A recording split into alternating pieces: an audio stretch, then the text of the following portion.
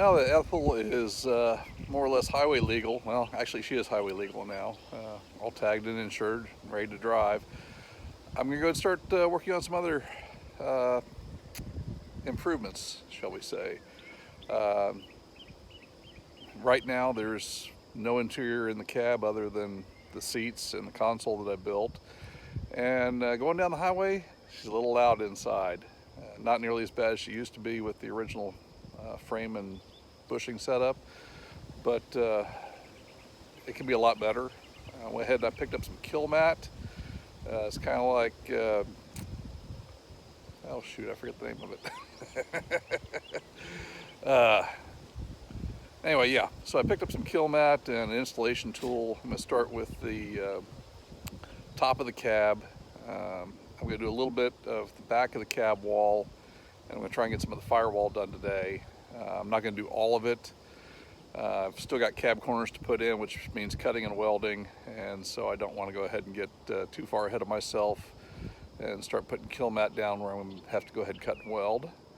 But I think just the little bit that I'm going to go ahead and get done today is going to make an improvement.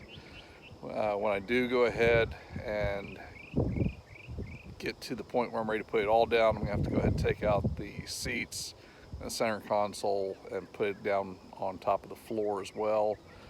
This stuff is 80 mil. It's got a foil back on it, so it's insulating as well as sound deadening, and I think it'll make a huge improvement in the way things work out.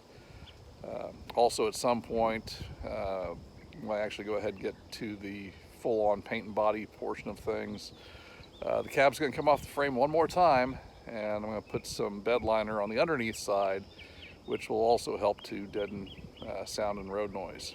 So anyway, here we go. All right, this is the Kilmat. This is the stuff I was talking about. I could not think of the brand name Dynamat. This is essentially the same stuff at about half the price. And this does have the foil back rather than the straight rubberized back. Stuff's pretty handy. Oop, there we go. Two pieces. There we go. Stuff's pretty handy. It's adhesive backed.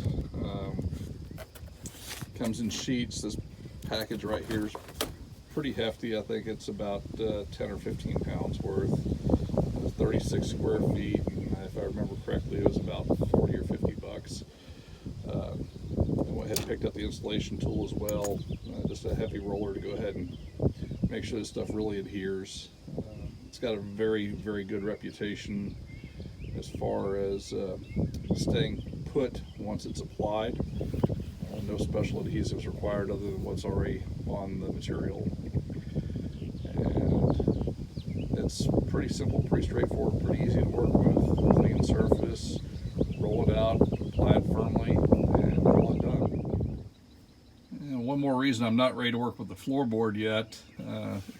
With all the rain we had this spring, Ethyl's been put into service quite a bit, and so as a result, I've tracked dirt in and out of the cab, so I'm going to have to go ahead and clean up the floor at least one more time. But like I said, when I do that, I'm going to have to go ahead and pull the interior out anyway, because I want to make sure the floor is nice and clean before I go ahead and put the stuff down, and I don't want to have to work around the seats and the console. Even though I've got dirt on the floor, it doesn't mean I can't go ahead and work on the firewall a little bit, or the top of the cab, or some of the back walls of the cab. Like I said, I've got to go ahead and leave a little bit of room to work as far as cutting and welding goes. And I mentioned Dynamat earlier. I have nothing against Dynamat. I've used their product before. It works quite well. The only reason I chose two reasons I chose the Kilmat over Dynamat. Number one was the price. Like I said, Kilmat was about half the price of Dynamat, and the other being the insulated foil backing that'll help go ahead and keep some of the heat out of the cab. So those two reasons sold the Kilmat on me. Like I said, I did a little bit of research. It's got a good reputation, so I'm willing to go ahead and give it a shot, and we'll see how things work from here. Here's the corner that I've started on so far, and you can see as it works forward, I haven't got that much pressure applied just yet. The leading edge, I'm still working on it. Still rolling it out. I'm putting a lot of pressure on this to make sure that it stays put. And I mean, you can see the difference between the bottom corner over here and this edge over here versus the front. I'm still working on the edges. I'm still working my way on this one. And like I said, I'm putting a lot of pressure, working upside down. It's a little hard on the old man's body. The shoulders are feeling it. But again, I'm putting the pressure on there. I want to make sure it stays put. I want to make sure that it does exactly what it's designed to do. And I can already notice a difference just with this one piece on the roof of the cab. It already sounds less tinny inside, just while I'm talking to myself. And yes, I do talk to myself a lot. You know, it is what it is. Sometimes the voices in my head leak out. Anyway, back to work. Well, here's the work in progress so far. That is that will end up being 6 total sheets of the Kilmat. I still got that one little rectangle there in the middle front to go ahead and finish out, but you can kind of already see the difference. Inside the cab, gee, no more tinny echo. How about that? I like it. We're making progress. And I'm going to go ahead and start on that section of the floor as soon as I get done with the roof of the cab. I figure that section of the floor over there, at least on the firewall, I don't have a bunch of wiring hanging. I've got a bunch of little patches that I made, but it's no big deal. It will still adhere just fine. I'm not worried about it coming undone like I am the roof of the cab. I don't want it falling off the roof of the cab, so I want to make sure it's super well adhesed to the metal on the roof. But this is working out quite well. My shoulders are a little bit sore. I just followed Doc's recommendation, you know, go see the corpsman, get some Motrin. Anyway, we're rolling right along. All right, one thing I cannot show you with the Kilmat because I'm just not that talented. I don't have a third arm, at least not yet. Who knows what mutant stuff military gave us back in the day. I may grow one yet. Anyway, the paper backing. You really don't think much about it. And the first time you go ahead and you peel it off, all of a sudden the Kilmat becomes really floppy. It's like 75 degrees out right now.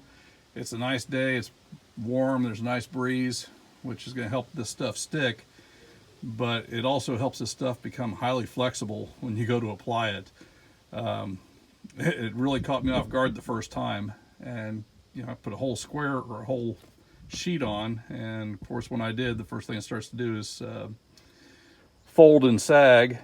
Fortunately, I got it lined up on one edge and then just started applying it. So it's a little bit different to work with. I don't dislike it, not by any stretch. The other nice thing is it cuts with scissors. So you go ahead and you make a mark where you want to go ahead and cut it, and just pull out the kitchen shears, and it cuts right along whatever line you've got or whatever contour you want to make. All right, well, there's the top of the cab. There's no rules against overlapping this stuff. I really didn't, with the exception of this little spot right here. I didn't cut it quite as well as I thought I did. There's nothing wrong with overlapping it. I'm just a cheap bastard. I try not to go ahead and overlap it. Little gaps aren't going to hurt anything. Obviously, it would be better for insulation, but a little 3/8 of an inch wide spot like that's not going to make that much of a difference inside the cab. Maybe on the floor it would be more important, but on the top of the cab not so much. All right, well, here's what I have so far. Got 2 sheets on either corner. Got the roof of the cab, got the passenger side floor to the transmission tunnel. Already the echo in this truck is noticeably reduced. I'm standing here with my head inside the cab talking, and it doesn't sound tinny at all, which is what I was after. Like I said, I still got to go ahead and pull the seats out. I got to pull the console out. I got to clean the floor. and I'll finish doing all of this. But so far, I've used, okay, I've still got to go ahead and finish cleaning the floor so I can go ahead and get the rest of this done. So far, I've managed to go ahead and use maybe 1/4 of the 36 square foot box of Kilmat that I got. The stuff is amazing. It really is. It goes on easy. It bends around contour curves quite nicely. The foil back tends to tear a little bit on some of the more intense curves while pressing it to go ahead and make sure that it's properly adhesed. However, I'm not worried about a small cut in the foil. If need be, I can go ahead and put foil tape over top of that if it really becomes much of a concern or an issue. I'm not using it for firewall. I'm using it for sound deadening, a little bit of insulation, and again, little gaps here and there aren't going to be an issue. I really like the stuff. I really do. It has made a huge improvement already. I haven't even started the truck up yet, but I can hear the difference inside this cab now. And keep in mind, I still have the entire floor to do. The driver's side of the firewall, I'm going to go ahead and take probably, as much as I don't want to, I'm going to make the effort to probably take the pedal assembly out of the way and steering column. That's going to be a lot of work to do it, but I'll do it right. And then I'll take both those items out of the way, as well as the wiring, get all that out of the way, put the Kilmat down, and then put everything back in place. Like I said, I got to pull the seats out, I got to pull the console out, I got to put it down on the floor and finish doing the cab floor itself. But standing here in the open doorway, actually with my head inside the cab talking, there is zero tin sound. I mean, it is absolutely amazing. And like I said, I've only used maybe 1/4 of the box, and I still got a lot left to do. I've still got the interior cab corners to do after I go ahead and make the rust repairs on that. But I wanted to go ahead and kind of put this stuff to use and at least show what it's capable of and take advantage of it, because like I said, I am starting to go ahead and drive Ethyl around a little bit. She's tagged, she's insured. I've continued to go ahead and do the little shakedown runs. I still need to go ahead and take care of the transmission. The transmission that's in here is the 46RH, which is hydraulically controlled. The computer is OBD2. It's set up for 46RE. I have that transmission. I just haven't gone ahead and taken the time to swap it yet. And now it's getting hot and humid. So summer's upon us, and I may actually go ahead and bite the bullet and maybe talk to my shop guy and see if I can go ahead and coerce his people into swapping it out. I'll pay him for it, but you know, time is money, money is time. I appreciate it. Okay, next project for today, rear shocks. The ones that are on Ethyl are absolutely maxed out at the upper limits of the travel. I got some rough countries, budget priced more than anything else. So I'm gonna be starting in on that mess and probably put the new walkie to work. And before I go ahead and get started, I get to drop the spare tire because, yeah, that handy dandy spare tire winch mount thingamajig is great, but I can't quite get to the upper rear shock mount on the driver's side. So no big deal, fixing it after it. Well, there it is, finished product. New shocks on the back with more than adequate travel to take up for the extra 2 inches of lift block on the back, or 2.5 inches of lift block on the back to go ahead and level Ethyl out. All I gotta do is go ahead and put the spare tire back up in the carrier. The new impact gun from Michael, my son-in-law, absolutely rocks. I love it.